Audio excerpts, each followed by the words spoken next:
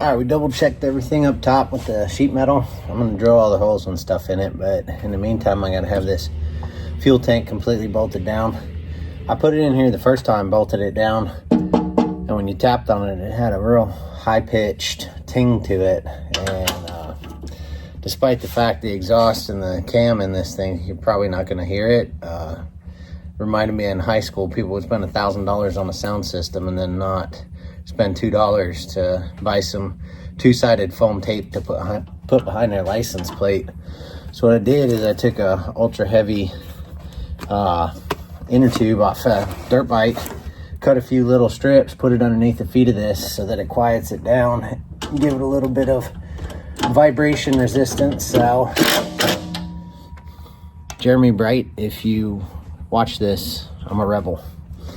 So I'm gonna tighten these down and then I'll start drilling all the holes because I got everything set where it needs to be set. So we'll see y'all in a minute.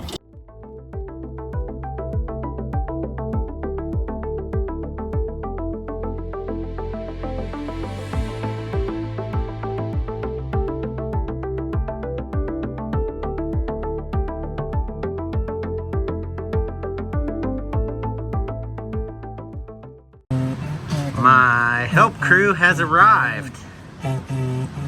Dylan, what are you doing? Just blowing on this. Hey, are you gonna help me take the headers off these heads so we can start fitting some stuff? And cut. Yeah. I'll show you. The kids don't like welding, and I don't like doing too much around them. And there's grinding, but we got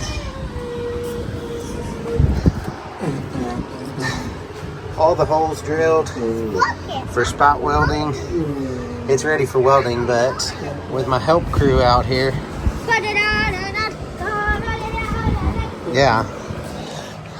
with my help crew out here, I'm gonna come up here where I'm not throwing slag and grinding sparks everywhere.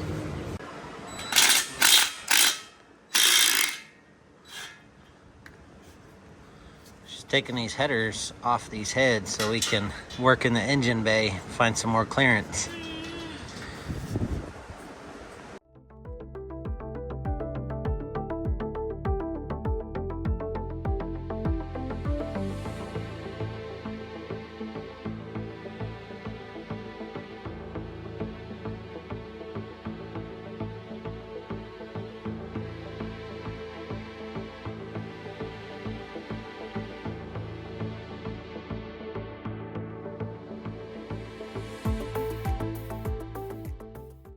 Is the only reason you guys hang out in the shop with me is because I keep ice cream in the freezer?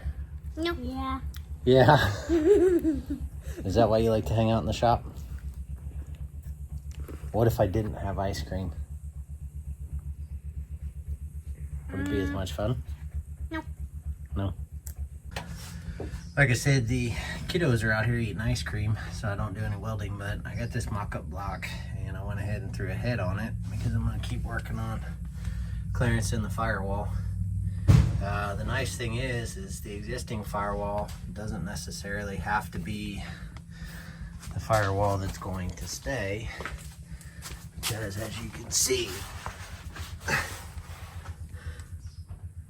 I could fit a block hugger header up in there and drop the exhaust down right here along the edge of this frame rail. But the simplicity of old school is, set that there, this bolt hole, this bolt hole, that one, these two, that one, these two, they're all equidistance, equicentered, whatever you want to call it. So this header is a long tube header. This one's supposed to be run on the right head, and it drops down and goes out the back. But it can also be mounted up and forward. And then if you want to take it a step further, if I take this right side header and put it on the driver's side head, it would be mounted. I don't have the other header. you would have a header that is mounted up and backwards, or it would be mounted down and forward. So, in thinking outside of the box, I'll show you here in a second. Even though I don't have the header that I'm going to run a turbo header, because Denatech is building Lykos 69 on a very tight budget. But maybe one day I'll go ahead and buy some turbos for it and keep building on it. So I'm just going to go ahead and get the turbo manifold, and I'll use that long tube and show you how I'm going to mount it up in there and where build Lykos 2, Lykos 3 down the road. If I need more power than this engine's going to make, which I may not. But if I do and want to get stupid with it, then I already have a turbo manifold ready. Like I said, obviously we won't have it, but we won't be using the long tube. That turbo manifold, that turbo header is very compact, but just to see, I'm not going to get in the cabin and put that other back bolt in. But that bolts up right there, and that turbo manifold actually runs right here parallel to the head along the edge of the valve cover, and it terminates here. So I can take the exhaust NA and drop it down and go back, or I can drop it down, might come out behind the rear tire.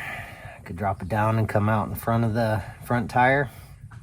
Got some options. But then maybe, who knows, a few years down the road, start taking enough people's money with this car, and we can mount a turbo right here. So part of the Lykos project thinking.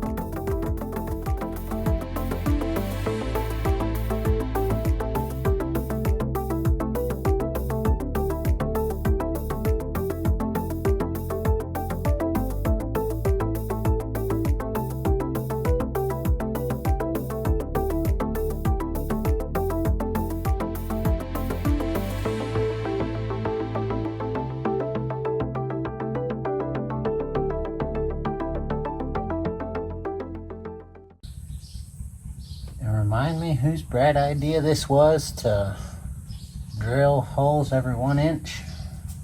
Oh well, it's good.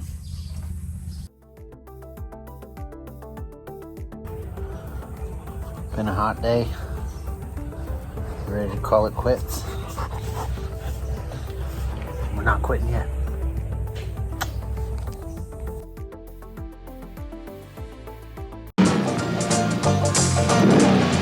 What's behind me is not important. Since the kids are still not out here, I'm going to keep pressing with some fab work. So earlier in one of the earlier shots, I cut the rust out of this frame well, and I went ahead and welded in a new patch. It was a little bit thicker than stock, but still, the idea of cutting on a primary frame rail without fully boxing it in, I don't want to mess with the original structural integrity, so I'm probably going to wind up boxing this whole thing in. And while I'm boxing it in, I also, for this tail housing support, I've got a bench top metal brake, so I can break this, you know, and it'll wrap all the way around. It'll encase this frame rail, but then right where it comes across with the bend, basically 2 layers thicker, one on this side, one on this side, And then when I come in, I'd make a U bracket for each side to run bolts through, because I want this cross member removable for when I pull the transmission. You know, that may happen when I exceed the horsepower limitations of this transmission and need to pull it to put something beefier in here. So this car was originally, I think, 160, 180 horsepower, and I won't disclose what Lykos will be making, but it'll be at least a couple ponies more than that. So I think what I'm going to do is, depending on how much I can fit in my bench top brake, I'll start here as wide as I can go in that brake, and then I may have to do another one and I can go in here and it'll cover up this rusted out patch panel, and I'll do that all the way up to where the frame horns go up into the engine bay. And then from here I'll taper them out, clean this up, and basically just match this and thicken it up. So really all I'm doing is just thickening up the frame rails a little bit before I start fabricating a cross member for this transmission. And I want the cross member removable and bolt in. So what you don't see on camera is going to be hours of work getting all this stuff cut and bent. So I don't know, I'm kind of beat today, but I may keep playing. If not, we'll see y'all next time.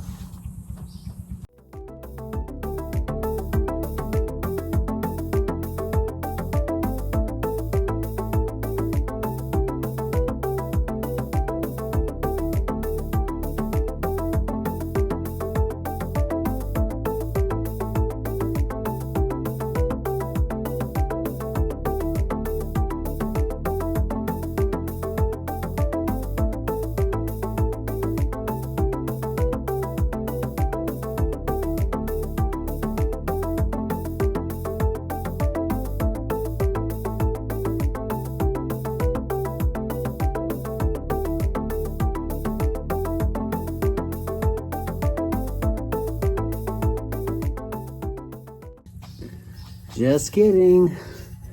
I was thinking about quitting, but then off of the big piece of sheet metal that I cut, I just so happened to have exactly 18 inches off of an edge from what I cut from the floor pan. I thought, by golly, you never wind up with a piece of metal that's exactly what you need. But at 18 inches, formed a new frame channel over in the press and the brake.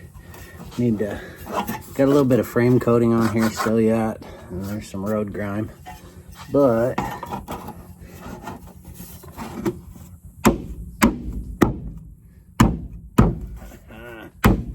well, you know, let's have a look-see.